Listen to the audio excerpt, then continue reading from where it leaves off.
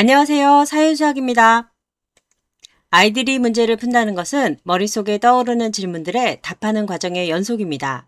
그런데 아이가 한 문제를 계속 바라만 보고 있다면 그것은 수학 문제를 푸는 것이 아니라 불안해하고 있는 상태일 가능성이 높습니다. 어떡하지? 라는 생각에 갇혀 있는 것이죠. 아이들이 문제를 푸는 동안 어떤 질문을 던져야 온전히 수학 능력을 향상시키며 공부할 수 있는지 하나씩 차근히 살펴보겠습니다. 아이들이 모른다고 할 때 문제를 같이 풀어주시기보다 질문을 던져 아이가 해결할 수 있게 도와주세요. 아이가 문제를 읽고 문제 상황을 머릿속에 영상으로 재현할 수 있어야 합니다. 이 내용은 이전에 올린 문제를 이해한다는 것은 무엇일까요? 라는 영상을 참고해 주세요. 문제 상황을 시각화했다면 구하고자 하는 것과 주어진 조건을 명확히 파악할 수 있습니다. 그 다음 주어진 조건을 활용해 실행 계획을 세우고 문제를 풀면 됩니다. 초등 저학년의 경우 대부분 이 정도의 과정만으로도 문제가 해결됩니다. 그러나 고학년 문제의 경우 여러 개의 조건이 복잡하게 제시되기 때문에 조건을 누락하는 경우가 자주 발생합니다. 고학년 수학 문제입니다. 보시는 것처럼 한 문제에 많은 조건이 포함되어 있습니다. 첫째, 숫자 카드 8장 중 3장을 뽑습니다. 둘째, 세모와 동그라미의 합이 14입니다. 셋째, 세모분의 네모 나누기 동그라미의 몫이 될 수 있는 기하분수 중 가장 큰 수를 구해야 합니다. 넷째, 세모분의 네모는 진분수입니다. 이 중 하나의 조건이라도 누락하면 문제는 풀 수 없습니다. 특히 아이들이 가장 많이 놓치는 조건은 세모분의 네모는 진분수입니다. 라는 조건입니다. 조건이 많은 문제는 간단하게 메모하거나 표로 정리하는 것이 문제 해결에 큰 도움이 됩니다.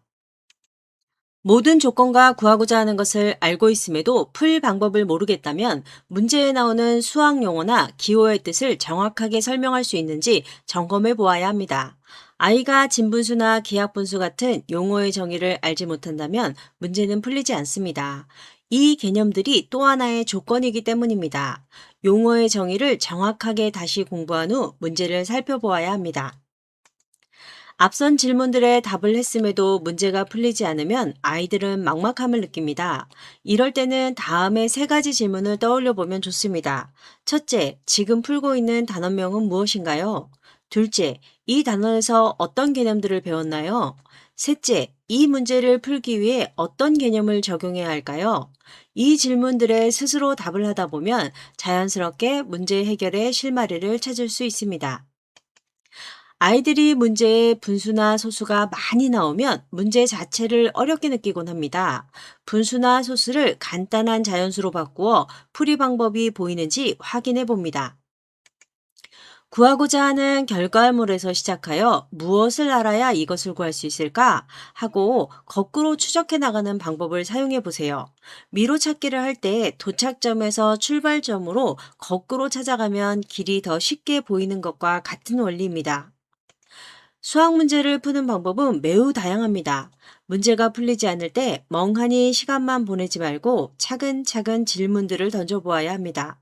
이러한 과정이 반복되면 어느 순간 문제 해결 능력이 크게 향상될 것입니다. 수학 문제 해결을 위한 단계별 질문을 순서도로 정리했습니다. 아이들이 이 순서도를 따라 질문하고 답하며 문제를 해결하다 보면 수학적 사고력이 자연스럽게 길러질 것입니다. 총 15개의 질문을 모두 거쳤음에도 해결되지 않을 때는 교사나 주변의 도움을 받는 것이 좋습니다. 스스로 깊이 있게 고민한 후에 도움을 받으면 자신이 이해할 수 있는 범위가 더욱 넓어집니다. 감사합니다.